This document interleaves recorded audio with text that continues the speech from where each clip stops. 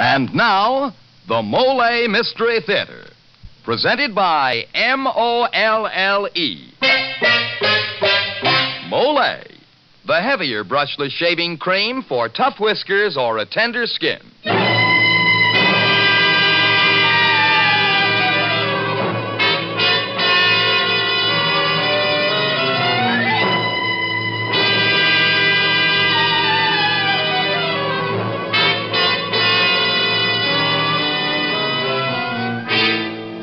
Good evening. This is Geoffrey Barnes, welcoming you to the Molle Mystery Theater, the program that presents the best in mystery and detective fiction. Henry Morgan, who was to have been with us tonight, will appear instead next week. Tonight, our story by Robert Mitchell and Gene Levitt is entitled Make No Mistake and stars Alan Baxter, well-known young actor of stage, screen, and radio, currently appearing in the hit motion picture Close Up, who will play the leading role of Dave. Dave is one of two people, neither very good nor very bad, who find that one mistake can put into motion a series of events that leads inevitably to disaster. Well, yes, Mr. Barnes, but mistakes can be avoided. So let's make no mistake about this. Even a man with tough whiskers or a tender skin can enjoy a clean, comfortable shave. How? Just use Molle, the heavier brushless shaving cream, because it's smooth. So smooth. It's slick. So slick. It's a smooth, slick shave you get with Molle. Molle, the heavier brushless shaving cream for tough whiskers or a tender skin. Enjoy a Molle shave tomorrow. This is Geoffrey Barnes again, and Act One of tonight's Molle Mystery, Make No Mistake, starring Alan Baxter.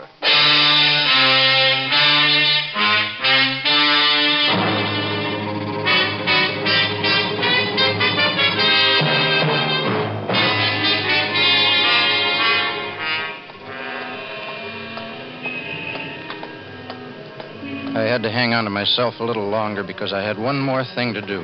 I had to see her. Had to get to Jeannie and tell her it was all a mistake. A hideous mistake. And I had to hurry because I knew the police were going to get me any minute now. Watch it, you jerk. Hey, you crossed against the light, Mac. What's the matter? Tired of living? Tired of living? No.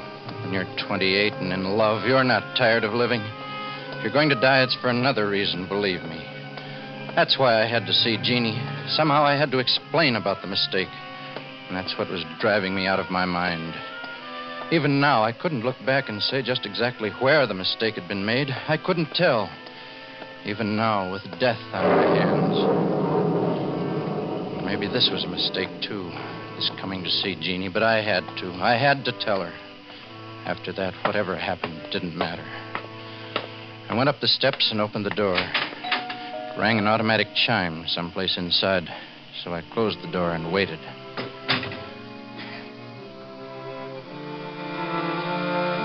The room was elegant and very quiet.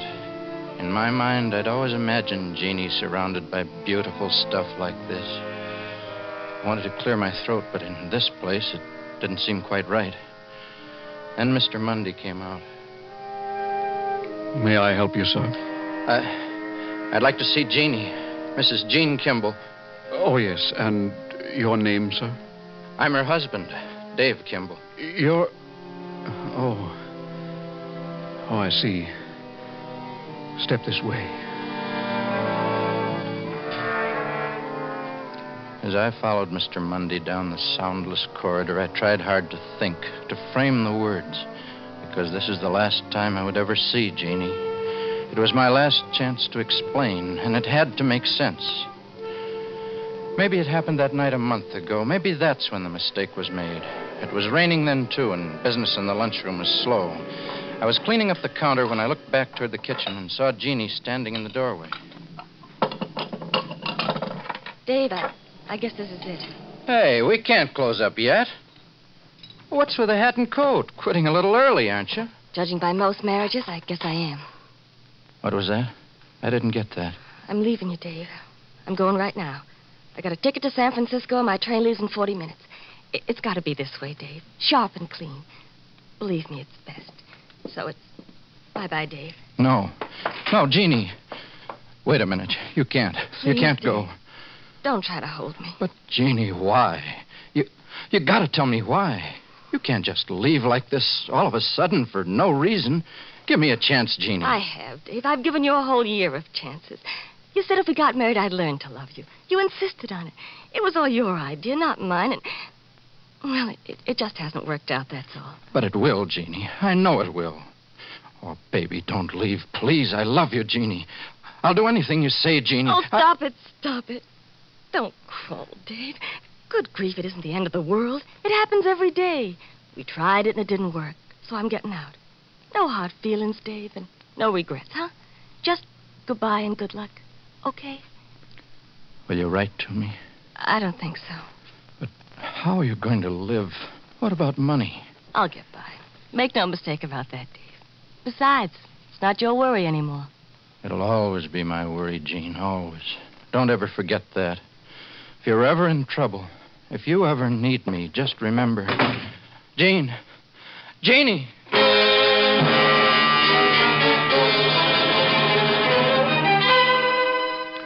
She was gone, just like that. She walked out into the dark rain and was gone.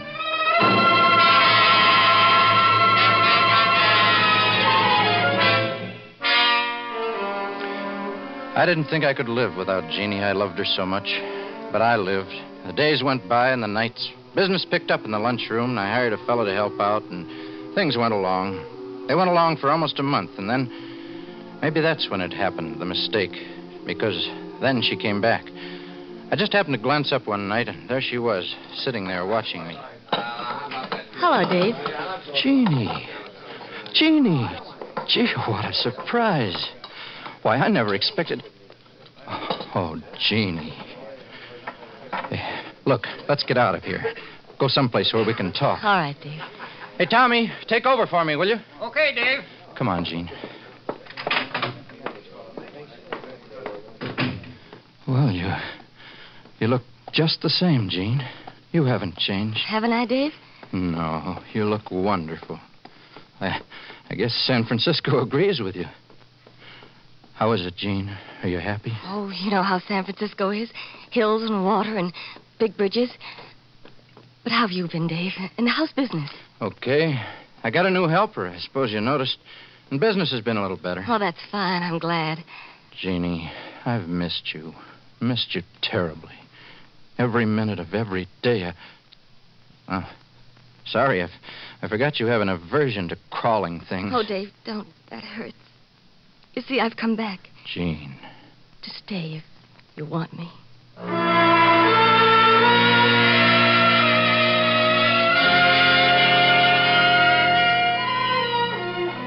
If I wanted her, there was nothing in the world I wanted more. We picked up life where we dropped it a month ago, and at first it seemed as though she'd never been away. But then I began to detect it. The change.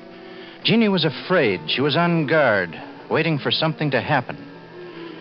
2 nights later, just before closing time, it did. It happened. I was in the kitchen when the guy came in. Sorry, mister, we're just closing. Go ahead and close. What do you want? Cup of coffee? Well, all right, as long as that's all you want. Just coffee, that's all. For now, baby. Thanks. By the way, baby, where you from? What? Here. I'm right here. Why? Oh, nothing. For a minute, you looked like somebody I knew once in San Francisco. You ever been in San Francisco, baby? Say, up around Fillmore Street? Dave, that man out there. What about him? Jeannie, what's the matter? You're white as a sheet. I'm not feeling so good, Dave. Will you wait on that guy for me? Well, sure, but... Hey, look, you sit down and take it easy. Hi, mister. You about finished with your coffee? Where's the girl? She's through for the night. We're closing up. How about a refill on the coffee? Look, mister, I said we're closing. We want to get out of here and go home. I'll bet you do. Where does the girl live? She's a married woman. No, I'm sorry, but you'll have to leave. You mean you won't give me any more coffee? Is that what you mean? That's right. Okay, chum. Okay. Well, Jeannie, he's gone. Who was he? Did you... Jeannie? Jeannie, where are you?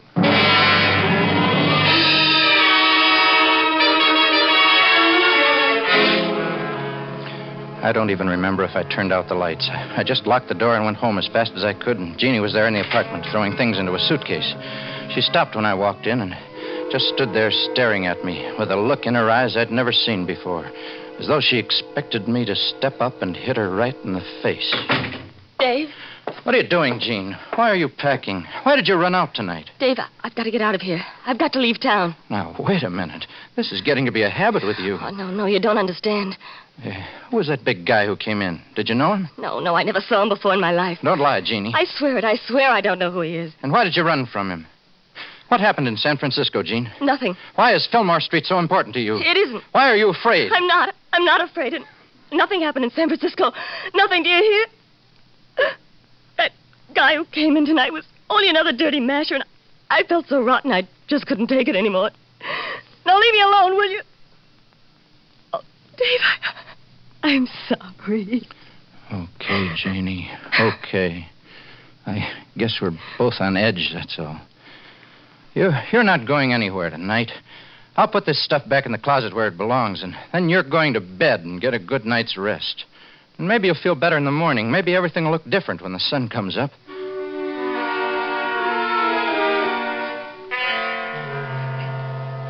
But I knew it wouldn't. I knew nothing would be different.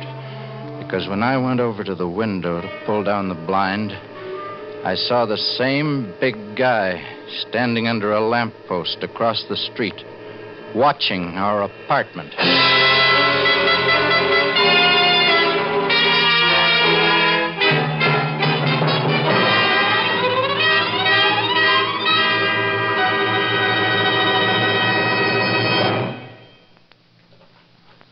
Well, the big stranger is certainly interested in Jeannie's affairs. But why? That's the question that's worrying Dave. We'll continue with Act 2 of tonight's Molle mystery in just a moment.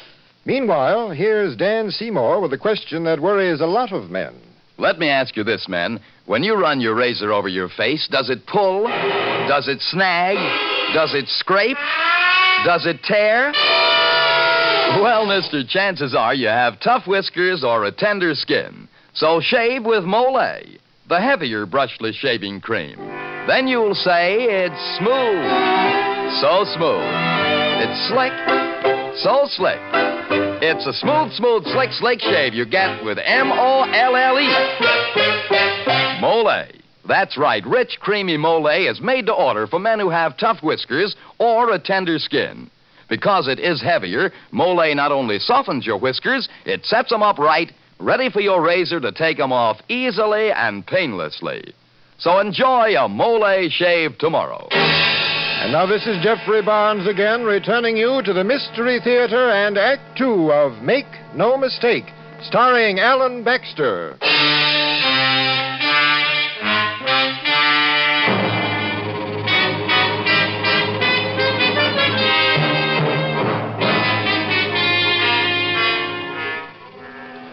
The next morning, I made Jeannie promise to stay inside and keep the door locked. It was Tuesday and the lunchroom was closed, but I had to go down and work on the books, so I left.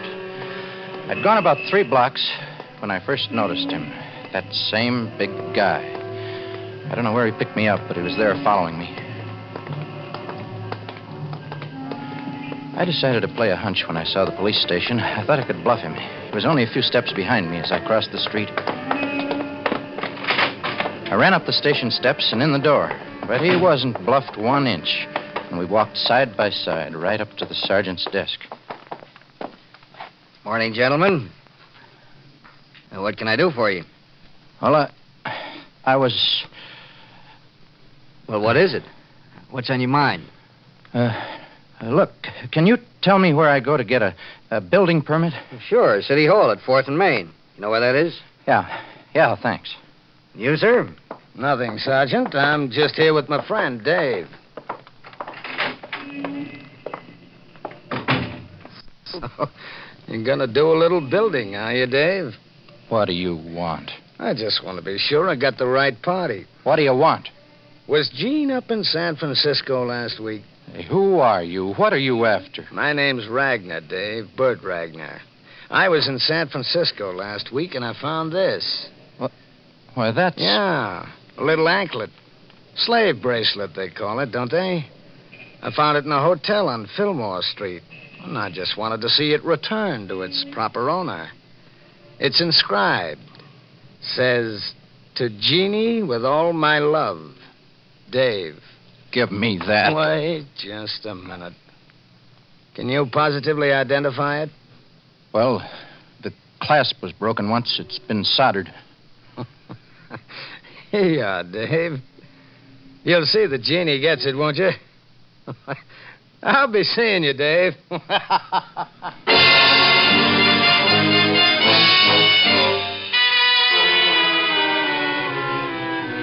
I got a terrible sinking feeling inside then, as if it were already too late, as if I knew already how it would end.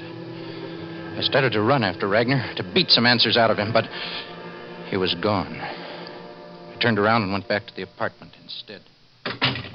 Dave? You're back so soon. Is everything all right? I've got something of ours, Jean. What? This. It's that little anklet you used to wear. Here. Where did you get this?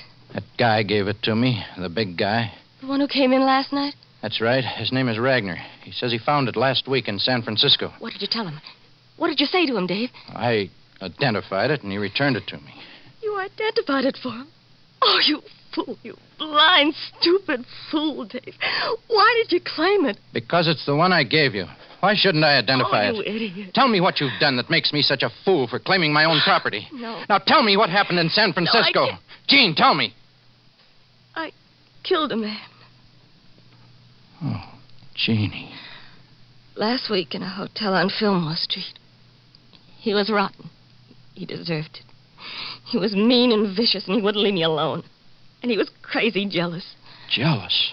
I tried to get away from him, but he followed me. And then there was a fight, and somehow I got his gun, and I shot him with it. Then I ran, and I got away. I didn't think anybody saw me. I didn't even miss the slave bracelet until the next day, and... Oh, Dave, what are we going to do? Do? I don't know. Dave, do you think Ragnar saw what I did? Do you think... He knows all about it, believe me. You can count on that. But who is he? What does he want? You lying again, Jeannie, don't you know? I swear I never saw him before in my life. What if he's a cop? Dave, what do we do if he's a cop? Now, listen, Jeannie, there's Dave, no... let's get out of here. Let's leave now, right away, while we still got a chance.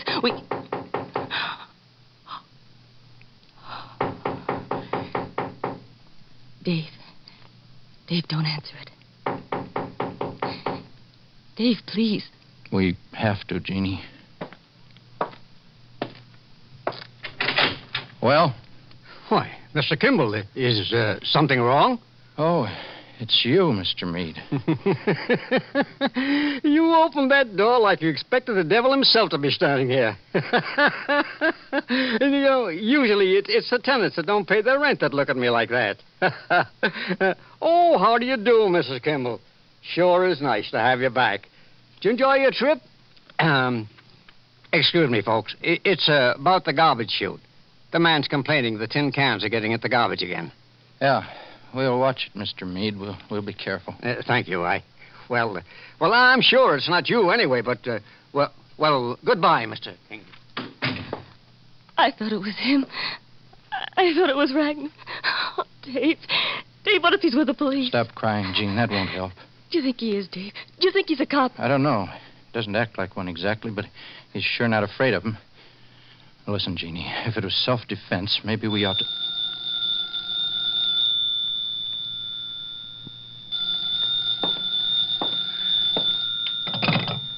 Hello? This is Bert Ragnar, Dave.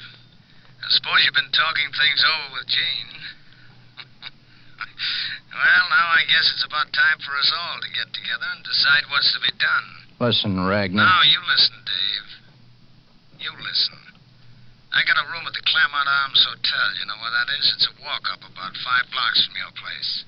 I know where it is. All right. You and Jeannie be over there at 8 o'clock. Room 212. I'll be expecting you, Dave. So don't try to leave town or anything stupid like that. Don't disappoint me, Dave. We'll be there, Ragnar. Both of us. At 8.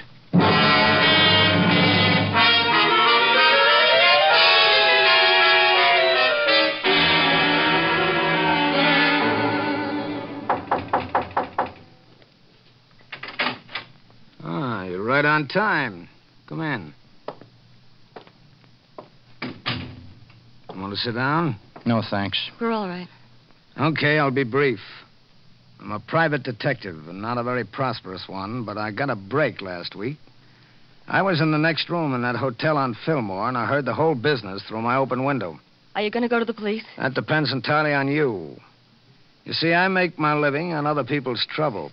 And, baby, you're in trouble.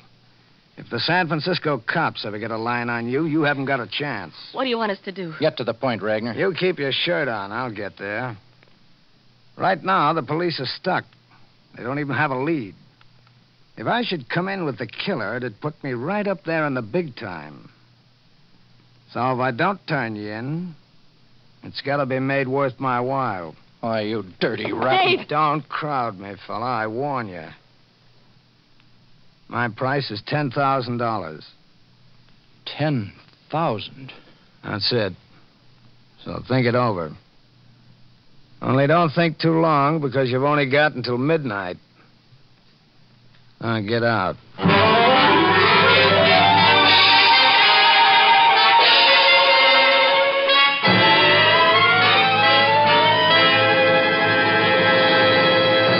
This is Geoffrey Barnes again. In just a moment, we'll bring you Act 3 of Make No Mistake. Now, a word from George Putnam. One thing to remember about the most common type of dandruff is that many outstanding authorities say it is not a natural condition, but actually is caused by a germ called Pityrosporum ovale. Now, the only way you can get real relief is to destroy this germ, and simply washing or brushing away loose dandruff won't do it. But double danderine will. Yes, double danderine really works because it gets at the cause of this dandruff and kills it, actually kills the germ on contact. Results with double danderine have been remarkable even in many stubborn cases. And the thing that makes double danderine so amazingly effective is a special ingredient, an active antiseptic that's so wonderfully efficient, many hospitals use it. In double danderine, we call it Alzan. So stop trying to combat this dandruff with ineffective methods that actually are no better than plain water. Use double danderine and destroy the cause. Get double danderine tomorrow. Your money back if not satisfied.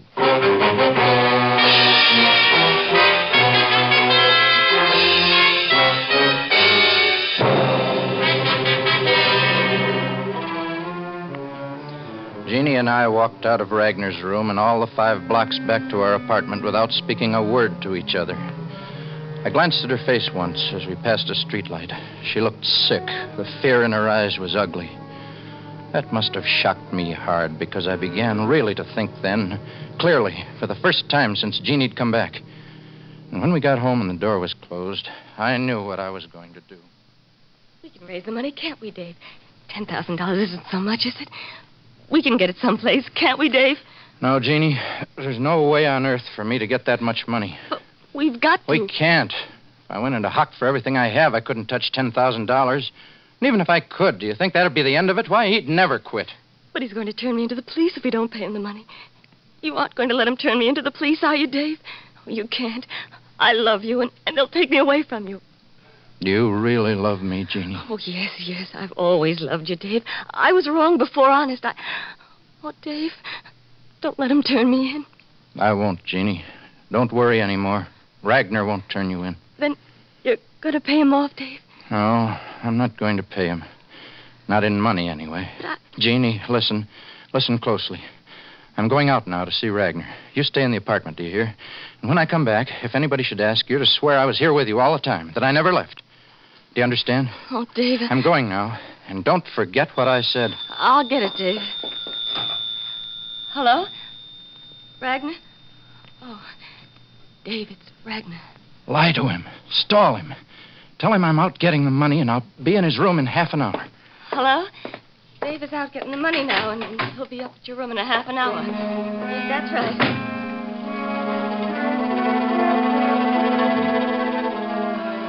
As she lied to Ragnar, setting him up for me like a clay pigeon, I got a smashing impulse to hurry and get it over with.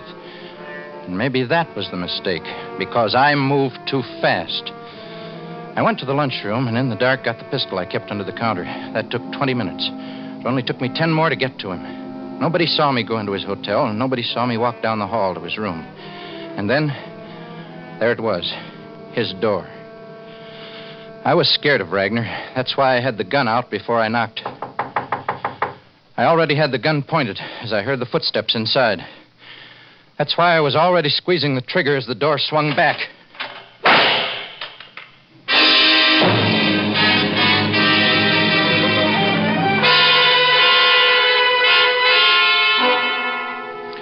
When the sound of that shot slammed into my brain, I dropped the gun and ran.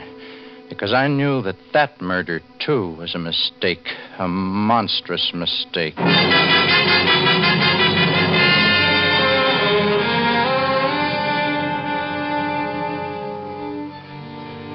And that's why I'd come here now to this elegant place to see Jeannie. Because the sound of that shot still echoed in my mind, although 24 hours had passed. That's why I was following Mr. Mundy down the silent corridor. I had to see Jeannie once more and tell her about the mistake. Here you are, sir. In here. Thank you.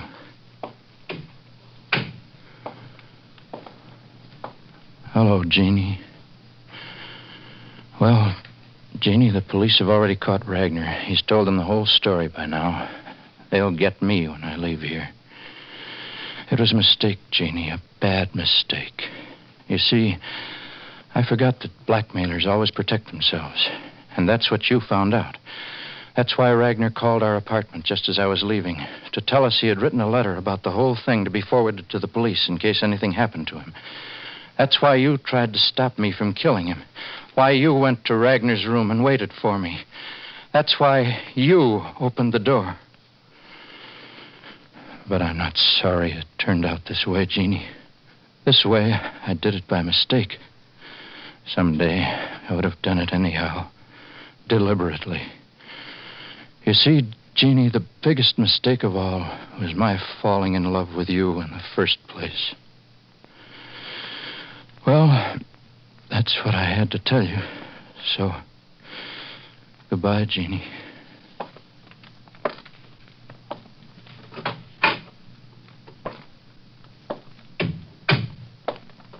Mr. Kimball, are you going to leave now? Yes, Mr. Mundy. Well, good night, sir. Good night.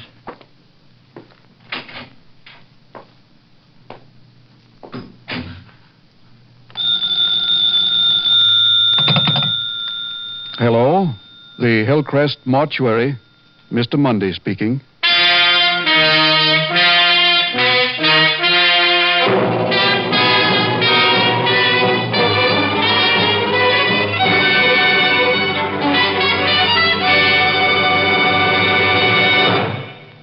It's strange, but it's true. A person can get so tired he can't do his work well, can't even get any fun out of life. Now, if you're that tired and pale besides, your doctor may find you have a borderline anemia, resulting from a ferronutritional blood deficiency. Then take ironized yeast tablets. They help increase your strength, regain your color by building up your red blood cells. So take ironized yeast tablets to get the energy you need to work, to play, to think. Ironized yeast tablets. Be with us next week when the Mystery Theater presents The Inescapable Corpse starring Henry Morgan. This is NBC, the National Broadcasting Company.